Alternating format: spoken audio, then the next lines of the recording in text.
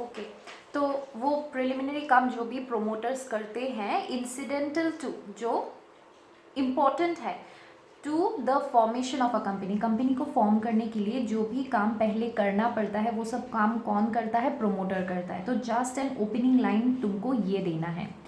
Preliminary word पे focus करने के लिए इसलिए बोल रही हूँ, जो भी कॉन्ट्रैक्ट्स एक प्रोमोटर एक थर्ड पार्टी के साथ करता है, हम डिटेल्स में पढ़ेंगे, पर अभी के लिए बस इतना याद रखो, जितना भी कॉन्ट्रैक्ट्स, कॉन्ट्रैक्ट मतलब कुछ परचेज करना है ना, प्रोमोटर को अगर कंपनी स्टार्ट करना हो तो उसको एक फैक्ट्री खरीदना पड़ेगा, है ना, कंपनी खोलने के लिए जो भी है बिजनेस एरिया देखना पड़ेगा, या फिर रॉ मटेरियल्स खरीदना पड़ेगा, और वॉट एवर, या फिर memorandum association, article of association, ये सब बनाने के लिए लोगों को पैसा देना पड़ेगा, प्रोमोटर तो खुद नहीं बना सकता। तो इन सब सारे एक्सपेंसेस जो होते हैं उसको हम प्रिलिमिनरी एक्सपेंसेस बोलते हैं। ओके, प्रिलिमिनरी एक्सपेंसेस बोलते हैं। एंड जो भी कॉन्ट्रैक्ट्स होते हैं उसको pre incorporation contract, pre incorporation मतलब इनकॉर्पोरेट अब तक नहीं हुआ है, इनकॉर्पोरेशन स्टेज सेकेंड वाला स्टेज था ना, ये पहला वाला स्टेज है, इसीलिए प्री बोलते हैं। अगर बाद में होता है तो पोस्ट बोलते हैं, प्री मतलब पहले। तो प्री इनकॉर्पोरेशन कॉन्ट्रैक्ट या फिर प्रिलिमिनरी कॉन्ट्रैक्ट भी हम बोलते हैं। Okay, we'll go details about this, but for now just know this part. Okay, तो let's go for promoter किसको कहते हैं। ओके, जस्ट कम हियर, यहाँ पे देखो। ओके, देखो प्रोमोटर जो होता है, प्रोमोटर का डेफिनेशन जानने से पहले देखो एक बात तो सही है, ये जो प्रोमोटर वाला डेफिनेशन है ना, ये जो 1956 वाला कंपनीज एक्ट था वहाँ पे डिफाइन नहीं था। अभी जो 2013 वाला जो आया है, 13 वाला जो कंपनीज एक्ट है, उसमें promoter is defined. 19 companies act 1956 में कुछ भी डेफिनेशन नहीं गिवन था, अभी 2013 में गिवन है। And as I told you, जो भी 2013 में इन्वॉल्व होता है, जो कि पहले नहीं था अभी हुआ है 2013 के बाद, तो मतलब इस एक्ट के बाद, तो वो सब इंपॉर्टेंट है, you can not ignore it, you can not skip it. Okay, तो प्रोमोटर का डेफिनेशन पढ़ने से पहले हमको 3 चीज़ों का याद रखना है। पहले है PCA, P is for prospectus, you already no a prospectus, मैंने बता दिया था तुमको, फिर से थोड़ा सा बता देती हूँ। जो प्रोस्पेक्टस होता है वो सब कंपनी को इशू करना अलाउड नहीं होता, बस पब्लिक कंपनियां जो होते हैं, पब्लिक कंपनियां जो होते हैं उनको ही प्रोस्पेक्टस इशू करने को अलाउड है। Private companies are not allowed to issue prospectus. क्यों? क्योंकि prospectus is directly related to public issue. लोगों को बुलाते हैं, आओ और मेरे कंपनी में इन्वेस्ट करो, ये बुलावा जो है वो बुलावा बस पब्लिक कंपनियां कर सकती है, प्राइवेट नहीं। इसीलिए प्राइवेट कंपनी को प्रोस्पेक्टस इशू करना अलाउड नहीं है, whereas public companies are allowed to issue prospectus. Okay, now just a small thing that I have told you about the prospectus. अभी आ जाओ यहाँ पे। प्रोमोटर जो होते हैं, P से आता है प्रोस्पेक्टस, C से आता है कंट्रोल, एंड A से आता है एडवाइस। कूल। तो ये जो प्रोमोटर है, इसका नाम, ये जो प्रोमोटर है, अगर इसका नाम प्रोस्पेक्टस में लिखा हुआ है, मतलब कंपनी फॉर्म हो गया है, प्रोस्पेक्टस आ गया है, अगर प्रोस्पेक्टस में नाम लिखा हुआ है तो उसको हम प्रोमोटर कहलाएंगे। अगर या फिर और इज ऑलवेज देयर, यहाँ भी और है, यहाँ भी और एंड एंड का मैंने बहुत अच्छे से बता दिया था तुमको, हमेशा ये मतलब उसमें कंफ्यूज नहीं होना है, ठीक है। तो यहाँ पे और है मतलब ईदर प्रोस्पेक्टस में नाम लिखा हुआ है या फिर एनुअल रिटर्न में आइडेंटिफाई किया गया है। What is annual return? Annual return जो हम एनुअली रिटर्न फाइल करते हैं, जैसे कि हम टैक्स के लिए जो एनुअली रिटर्न फाइल करते हैं, उसमें कहीं ना कहीं इसका नाम अगर है, या फिर उसका कंट्रोल, एक ऐसा आदमी है जिसका control majority of the board of directors को अपॉइंट करने के लिए, मतलब वो कंट्रोल करता है। कंट्रोल इन द सेंस क्या होता है? Controlling the affairs of the company, controlling the affairs of the company. हमने जब डेफिनेशंस पढ़े थे ना डिफरेंट टाइप्स ऑफ कंपनीज के, वहाँ पे हमने कहीं जगह में पढ़ा था कि कंट्रोल मतलब क्या होता है, बोर्ड ऑफ डायरेक्टर्स के लोगों को अपॉइंट करने का हक होता है। तो कंट्रोल एज इन एक ऐसा आदमी जिसको कंपनी के majority of the board of directors को अपॉइंट करने का हक हो, मेजर पॉलिसीज एंड डिसीजंस लेने का हक हो, उसको भी हम क्या मानेंगे? प्रोमोटर मानेंगे। कूल। थर्ड वन, या फिर, ओके, या फिर जिसके एडवाइस से बोर्ड ऑफ डायरेक्टर्स एकस्टम्ड हो जाते हैं काम करने के लिए। मतलब अगर कोई ऑर्डर दे रहा है, कोई ऐसा इंसान जिसके ऑर्डर के अनुसार बोर्ड ऑफ डायरेक्टर्स को काम करना पड़े, he is again a promoter. Am I clear? So promoter PCA याद रखना है, P से प्रोस्पेक्टस आता है, इधर प्रोस्पेक्टस में नाम है या फिर एनुअल रिटर्न में आइडेंटिफाइड है। सेकंड, या फिर उसका पूरा कंट्रोल है affairs of the company. What do mean by affairs of the company? इधर majority of the board of directors को अपॉइंट कर सकता है या फिर या फिर मेजर पॉलिसीज एंड डिसीजंस वो लेता है, या एडवाइस, जिसके एडवाइस के अकॉर्डिंग बोर्ड ऑफ डायरेक्टर्स को काम करना पड़ता है, जिसके accordingly. Okay, that is it. तो अभी आ जाओ बुक में जहाँ पे तुमको डेफिनेशन मिलेगा। Again you can ignore the section but you have to know what you mean by a promoter. If define a promoter बोलते हैं, ये जो पहला वाला लाइन मैंने दिया था ये लिख सकते हो एंड डायरेक्टली कम हियर। अगर ज़्यादा मार्क्स का आता है तो, अगर कम मार्क्स का आता है then directly just write this down, you will get the mark. Okay, अभी यहाँ पे देखो, प्रोमोटर मीन्स अ पर्सन, यहाँ पे लिखा हुआ है देखो 2013 में दिया हुआ था, 1956 का में कोई भी डेफिनेशन नहीं है प्रोमोटर का। ओके देखो, promoter means a person who has been named as such in the prospectus. Prospectus में उसका नाम लिखा हुआ है या फिर or is identified by the company in the annual returns, या फिर एनुअल रिटर्न में उसका नाम आइडेंटिफाइड है। Refer to in section 92, you can ignore this section और you can write it, no big deal, पर ये लिखना ज़रूरी है कि इधर प्रोस्पेक्टस में उसका नाम लिखा हुआ है या फिर कंपनी के एनुअल रिटर्न्स में उसको आइडेंटिफाई किया गया है। सेकेंड वन इज देखो, who has control over the affairs of the company. मैंने जो मेजॉरिटी एंड ऑल बोला है, मैंने अफेयर्स ऑफ द कंपनी को अच्छे से डिफाइन कर दिया है वहाँ पे। तो who has control over the affairs of the company either directly करता है या फिर indirectly करता है, whether as a shareholder के हिसाब से कर रहा है या फिर डायरेक्टर के हिसाब से या फिर otherwise। one more thing मैं लिख के बता दूंगी, पर अभी के लिए ये याद रखो, जब तक कंपनी फॉर्म नहीं होता एक प्रोमोटर रहता है। जब कंपनी फॉर्म हो जाता है, मतलब सर्टिफिकेट ऑफ इनकॉर्पोरेशन, मतलब इनकॉर्पोरेशन स्टेज के बाद वही प्रोमोटर कंपनी का शेयर होल्डर बन जाता है या फिर डायरेक्टर बन जाता है या फिर जो भी वो बनना चाहे। ठीक है, तो यहाँ पे इसीलिए बोल रहा है कि प्रोमोटर एक ऐसा आदमी जिसका affairs of the company directly या फिर इनडायरेक्टली कर रहा है, या फिर whether as a shareholder, एक शेयर होल्डर के हिसाब से या फिर डायरेक्टर के हिसाब से या फिर अदरवाइज या फिर एनी अदर वे। ओके, और इसको थोड़ा सा मार्क कर लेती हूँ, थोड़ा सा बता रही हूँ तुमको, बट अभी के लिए देखो, और in accordance with whose advice, जिसके डायरेक्शन, जिसके इंस्ट्रक्शन के अनुसार board of directors of the company is accustomed to act. Board of directors को काम करना ही पड़ेगा उसके एडवाइस के according. Am I clear till here? Okay, so this is your definition. फिर ये हाउएवर से ब्रैकेट, जैसे मैंने ब्रैकेट एंड ऑल किया है ना वैसे ही कर लेना। ठीक है, तो यहाँ पे ये वाला लाइन ध्यान से देख लो, MCQ के लिए भी आ सकता है। ओके, अच्छे से देखो। However if a person is merely acting in a professional capacity, that is giving only professional advice to the board of directors, he shall not be treated as a promoter। देखो, क्या guarantee है कि promoter जो होता है वो सब में एक्सपर्ट हो, वो CA/CS का लेवल का हो, या फिर क्या पॉसिबल है, मतलब क्या, मतलब इज़ इट मैंडेटरी कि बोर्ड ऑफ डायरेक्टर्स में जो भी डायरेक्टर्स है वो सब लोग मतलब बहुत ज़्यादा एक्सपर्ट है, they are like CA/CS level वाले, जो कि कंपनी का memorandum association, article of association, prospectus and all एकदम नियम अनुसार बना सके? नहीं पॉसिबल है। तुमको अपॉइंट करना ही पड़ेगा प्रोफेशनल्स को। ठीक है, इसीलिए तो वो लोग इतना पढ़ते हैं ना, फॉर द मनी पर्पस। तो उनको, उनका एडवाइस तुमको चाहिए ही चाहिए। ठीक है, तो अगर कोई प्रोफेशनल एडवाइस दे रहा है, who is giving professional advice? CA/CS and all the professional people, lawyers and all that. Okay, अगर वो बोर्ड ऑफ डायरेक्टर्स को एडवाइस दे रहा है कंपनी को फॉर्म करने के लिए या फिर कुछ आइडिया दे रहे हैं, उनको हम प्रोमोटर नहीं मानेंगे। Am I clear? मैंने क्या बोला? अगर कोई प्रोफेशनल कैपेसिटी में बोर्ड ऑफ डायरेक्टर्स को एडवाइस दे रहा है तो उन प्रोफेशनल्स को हम क्या नहीं मानेंगे? हम प्रोमोटर नहीं मानेंगे। Am I clear? Hold on.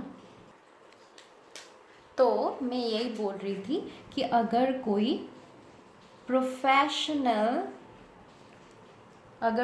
Professional capacity में कोई भी हेल्प या फिर कोई भी आइडिया या फिर कुछ भी एडवाइस दे रहा हो, किसको दे रहा है, बोर्ड ऑफ डायरेक्टर्स को दे रहा है, तो इन सब लोगों को जो भी प्रोफेशनल कैपेसिटी में प्रोफेशनल एडवाइस दे रहे हैं, जैसे कि CA CS लॉयर्स लोग, तो उनको हम क्या नहीं मानेंगे, उनको हम प्रोमोटर नहीं मानेंगे। Am I clear with this thing? Okay, तो दिस इज इट। तो हमने डेफिनेशन पढ़ लिया है। अभी हम क्या पढ़ेंगे? डेफिनेशन पढ़ लिया। हाँ, मैंने कंट्रोल के बारे में एक चीज़ बोला था, राइट? कंट्रोल के बारे में यहाँ पे हम छोटा सा एक चीज़ देख लेते हैं।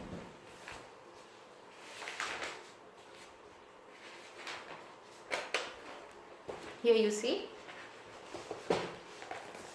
दिख रहा है? ओके, देखो यहाँ पे देखो, इसको कॉपी करने की ज़रूरत नहीं है, पर अभी के लिए जैसे बता रही हूँ वैसे देख लो। ओके, देखो यहाँ पे बीच में देखो, ये जो लाइन है ये है तेरा incorporation of a company. Incorporation of a company में हमको क्या मिलता है? Certificate of incorporation. ये सेकेंड वाला स्टेज है, इनकॉर्पोरेशन स्टेज है।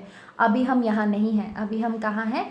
हम बिफोर इनकॉर्पोरेशन में है, मतलब प्री इनकॉर्पोरेशन पीरियड में है। अभी जितना भी कुछ हम पढ़ रहे हैं ना, प्रोमोटर का जो भी काम है ना, हम इस तरफ का पढ़ रहे हैं।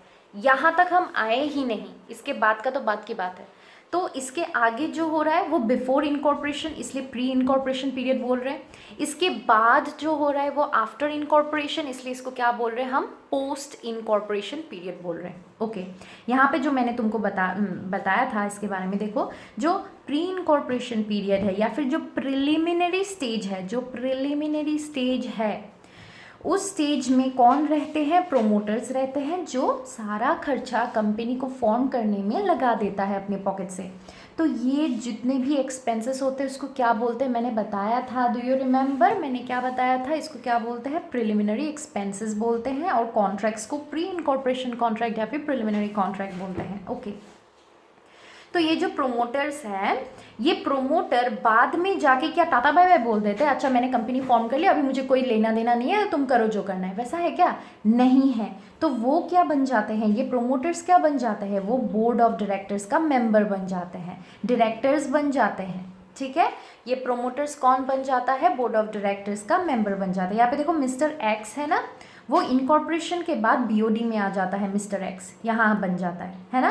तो तुम लोग तो पता ही है, कंपनी तो आर्टिफिशियल पर्सन है, वो खुद ब खुद नहीं चल सकता। तो कौन रन करता है? नेचुरल लोग, जो असली के इंसान हैं, हु आर नॉट आर्टिफिशियल। तो वो लोग कौन होते हैं? Board of directors. You already no, board of directors managers the company. After all company का जितना भी काम है वो कौन चलाता है? बोर्ड ऑफ डायरेक्टर्स चलाते हैं। बोर्ड ऑफ डायरेक्टर्स को कौन अपॉइंट करता है? शेयर होल्डर्स लोग अपॉइंट करते हैं। Okay cool, you know about that, at least this thing is clear.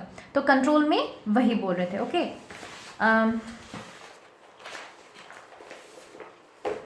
तो इसीलिए इसमें यही लिखा हुआ है, देखो either as a shareholder के हिसाब से या फिर डायरेक्टर के हिसाब से। अभी तो समझ में आ गया है ना, जो अफेयर्स ऑफ द कंपनी को कंट्रोल करता है, इज डायरेक्टर के हिसाब से या फिर शेयर होल्डर्स के हिसाब से। Okay, we are done with this.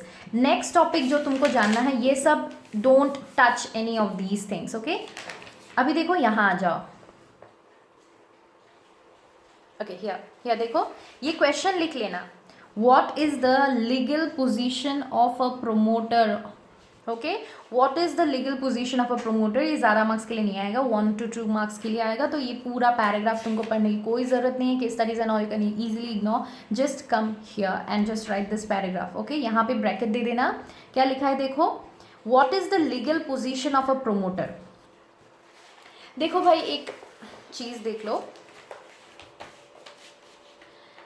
Okay, हाँ, ये है तेरा promoter. Cool, I hope you can see. So this is the promoter. What is he trying to make? He is trying to form a company, right? He is trying to form a company. ये company अब तक form हो गया है क्या? नहीं हुआ है ना। प्रोमोटर, हम प्रमोशन स्टेज में हैं, थोड़ी ना ऐसे ही फॉर्म हो जाएगा। इसलिए इस कंपनी को हम प्रोपोज्ड बोलते हैं। प्रोपोज्ड मतलब जो कंपनी हम फॉर्म करेंगे। Okay, so this is your proposed company. अभी एक बात बताओ, क्या ये प्रोमोटर एक ट्रस्टी के हिसाब से काम कर रहा है प्रोपोज्ड कंपनी के लिए? क्या ये प्रोमोटर एक एजेंट के हिसाब से काम कर रहा है इस कंपनी के लिए? Let's see. ओके, तो ट्रस्टी थोड़ी देर में आता है। Agent, you already know, we have already studied agency, you already know ये एजेंट होता कौन है। हमने ये भी पढ़ लिया था माइनर एजेंट होता है कि नहीं। ऑफ कोर्स तुम लोग भूल चुके होंगे, तो minor can definitely be an agent. Okay, तो वो बात रहने दो। ये जो एजेंट है, ओके, तो is he an agent? Let me see. Agent का एक ऊपर वाला होता है ना। एजेंट क्या होता है? तो दलाल की तरह होता है जो तुम्हारे लिए काम करता है, राइट। तो एजेंट का कौन होता है? जो हेड होता है उसको क्या बोलते हैं? प्रिंसिपल नहीं बोलते हैं? प्रिंसिपल बोलते हैं ना। ओके, तो प्रिंसिपल के अकॉर्डिंग एजेंट काम करता है। सपोजिंग प्रिंसिपल के पास एक प्रॉपर्टी है, तो ये सब तो अभी एक्सप्लेन नहीं करना है, पर फिर भी जान लो। ओके, तो प्रिंसिपल क्या होता है? उसके पास प्रॉपर्टी होता है, वो एक दलाल के थ्रू क्या करता है? सेल कर सकता है। तो ये हो गया एजेंट, हो गया दलाल इसका। तो ये जो प्रिंसिपल है, क्या इसको एग्जिस्ट करना ज़रूरी है? अगर प्रिंसिपल है ही नहीं तो फिर क्या एजेंसी वाला रिलेशनशिप मतलब हो सकता है? नहीं हो सकता। प्रिंसिपल होना ज़रूरी है। अगर प्रिंसिपल है ही नहीं तो किसी को भी हम एजेंट नहीं बना सकते। यहाँ पे प्रिंसिपल कौन होना पड़ेगा? कौन? प्रोमोटर का जिम्मेदारी कौन लेगा? प्रोमोटर जितना भी एक्सपेंसेस कर रहा है, किसका जिम्मेदारी कौन लेगा? ये कंपनी लेगा। पर क्या ये कंपनी तब तक फॉर्म हो गया था जब ये प्रोमोटर एक्सपेंसेस कर रहा था?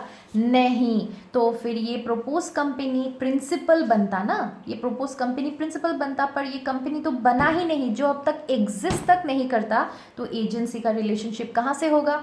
तो no, the promoter can not be an agent of the proposed company, क्योंकि the proposed company does not even exist yet. Okay, तो ये क्लियर हो गया, प्रोमोटर एजेंट नहीं बन सकता। Let's go for trustee. Trustee कौन होता है? ओके, सो ट्रस्टी में आता है, एक ऑथर होता है। ये ऑथर क्या होता है? जैसे कि ये मान लो ये ग्रैंडफादर है। ओके, तो ग्रैंडफादर के पास एक बहुत बड़ा प्रॉपर्टी है। तो एक बहुत बड़ा प्रॉपर्टी है, सो ही मतलब जो उसका प्रॉपर्टी है वो अपना ग्रैंडसन को देना चाहता है। ग्रैंडसन मतलब अभी बहुत छोटा है, इज़ नॉट इवन 18 येट, तो इस ग्रैंडसन को देना है। तो अब ग्रैंडफादर जो है वो बहुत ज़्यादा बीमार है, वो कभी भी टपक सकता है। तो क्या होगा? तो वो अपने ग्रैंडसन के नाम कुछ प्रॉपर्टी करना चाहता है। Okay, he wants to allot this property to his grandson, पर ये तो मर जाएगा। तो ये प्रॉपर्टी का देखभाल कौन करेगा जब तक ये 18 नहीं होता? ये प्रॉपर्टी का देखभाल करने वाला होता है ट्रस्टी। ये देखभाल करने वाला कौन होता है? Trustee. Author is the grandfather, he is the trustee. Grandson जो 18 होने के बाद प्रॉपर्टी उसके हाथ में चला जाएगा, वो कौन होता है? He is known as the beneficiary. He is known as the beneficiary. Okay, तो हमने ये सब पढ़ लिया था, बट एनीवे। ओके, तो trustee, this is clear. Property को कौन चला रहा है? अभी ट्रस्टी चला रहा है। हो सकता है ये उसका कोई मतलब सन हो, ग्रैंडफादर का कोई बेटा हो सकता है। ओके, कोई रिलेटिव हो सकता है, इसका बाप नहीं है, कोई भी मतलब रिलेटिव हो सकता है जो ये ट्रस्ट जो है, प्रॉपर्टी जो है, इसको चला रहा हो जब तक ये 18 नहीं हो जाता। 18 होते ये प्रॉपर्टी इसके हाथ में आ जाएगा। Okay, so he is the trustee. अभी यहाँ पे ऑथर कौन है? ग्रैंडफादर। अगर हम इस केस में आ जाते हैं, what do you think? Promoter बन रहा है यहाँ पे ट्रस्टी, जो देखभाल कर रहा है कंपनी के लिए, जो कंपनी के लिए पैसा जमा कर रहा है, जो कंपनी के लिए प्रॉपर्टी खरीद रहा है। तो किसके लिए, किसका है? आफ्टर ऑल ये factory and what ever this guy is purchasing किसका है? कंपनी का ही तो बनेगा ना। कंपनी के लिए ही तो ये काम कर रहा है, कंपनी के लिए ही तो ये काम कर रहा है। तो don't you think this company is acting as the author, the grandfather after all, है ना? And this promoter is acting as the trustee. अभी एक बात बताओ, जो ग्रैंडफादर एग्जिस्ट तक नहीं करता, जो ऑथर एग्जिस्ट तक नहीं करता, अब तक एग्जिस्ट ही नहीं कर रहा है, तो क्या इसको हम ट्रस्टी बोल सकते हैं? तो इसको हम ट्रस्टी नहीं बोल सकते। कंक्लूशन, ना ही प्रोमोटर ट्रस्टी है, ना ही प्रोमोटर एक एजेंट है। तो फिर इन दोनों के रिलेशनशिप क्या है? प्रोमोटर का पोजीशन हम क्या बोलेंगे? प्रोमोटर के पोजीशन को हम क्या बोलेंगे? फिडुशियरी पोजीशन। क्या बोलेंगे हम? फिडुशियरी पोजीशन, FIDUCIARY,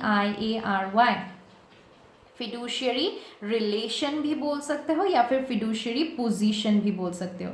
तो कंक्लूजन अगर मैं पूछूं कि what is the legal position of a promoter, the promoter acts in the fiduciary position या फिर the promoter is in a fiduciary relation with the proposed company. I hope I am clear. So this is it. Okay, इतना ज़्यादा explanation करने की ज़रूरत नहीं है, पर things you have to be clear, क्योंकि बाद में भी ऐसा ट्रस्टी एंड एजेंसी के बारे में हम पढ़ते ही रहेंगे, तो you have to be clear for this. Okay, फिर हम कहाँ थे?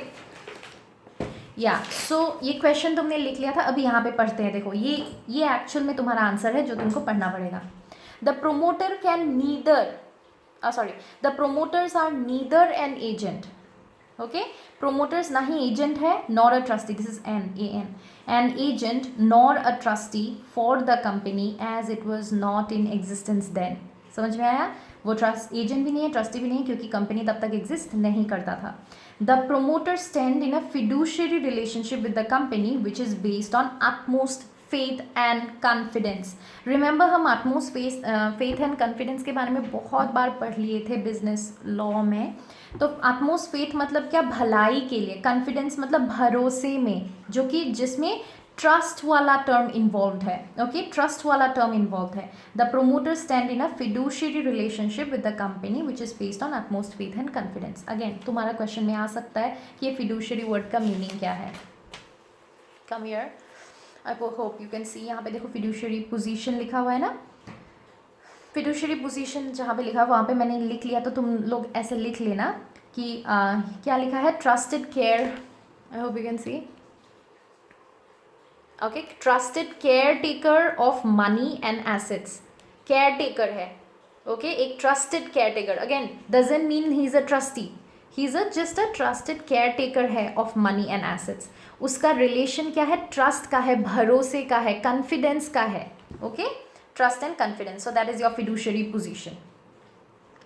तो I hope I am clear with the fiduciary position. अगर मीनिंग तुमको लिखना भी है तो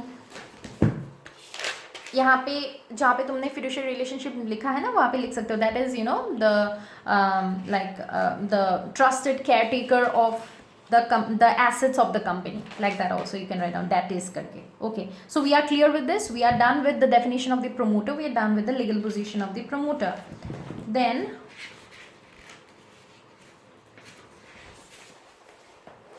अभी आते हैं functions में. Okay,